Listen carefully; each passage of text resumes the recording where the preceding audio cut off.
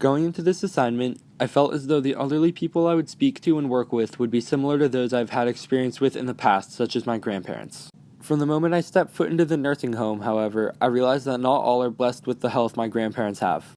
Many have lost the ability to use their basic human functions such as talking, hearing, eating, and for some, moving, and those who still possess those skills cannot use them with the fluency at which they could earlier in their life. For example, not a single resident at the home had the ability to walk as they were all in wheelchairs. One moment where I realized how few people in the home had the mental ability to carry out a conversation is when the head of volunteering, Carl, was trying to find us someone to talk to. After walking to every corner of the home, he found only 4 or 5 residents who he felt could carry out a conversation with us, and only one of which felt comfortable doing so. When speaking to this man, I learned that he used to be just like we are now, except he grew up in a different time. He spoke about how he would pass time with his friends and how he would do in school. Another misconception I had going into the project was that elderly people enjoyed themselves at nursing homes. I could not be farther from the truth. Almost all of the residents seemed miserable, and despite speaking to only one resident, and he seemed to be one of the only people in a healthy mental state, it was apparent that he was counting down the days till his wife would pick him up and bring him home. He seemed very thankful that he does not have to be a permanent resident at the nursing home. He had no one to talk to and was waiting every day for someone, whether it be his wife, kids, or even grandchildren, to visit and talk to him. I learned many things throughout my volunteering at Woodlands Healthcare Center. Unfortunately, I do not have any grandparents of my own, so I wasn't sure what to expect at the healthcare center.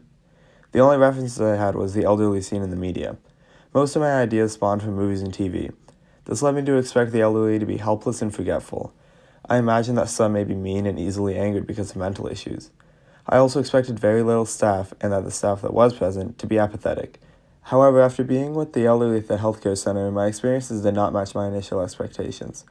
Upon first arriving, I was greeted by a cheerful staff, despite having to work extra for the past 2 weeks because the Sunday assistant quit.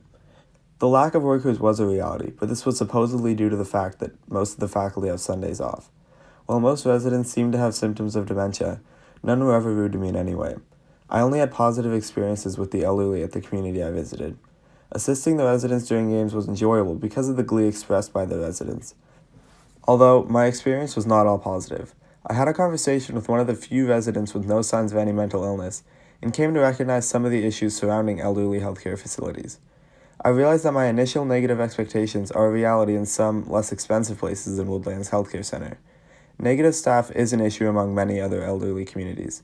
Access to communities like this is a major issue considering the cost that is required. I was surprised by my positive experience at this healthcare center, but as a whole, they still need to improve to allow for a helpful, affordable environment for everyone. In conclusion, our expectations going into the project, despite being different from each other, were both far from the truth, and we have grown to respect elderly people much more, especially those who are not blessed with the health that they likely once had.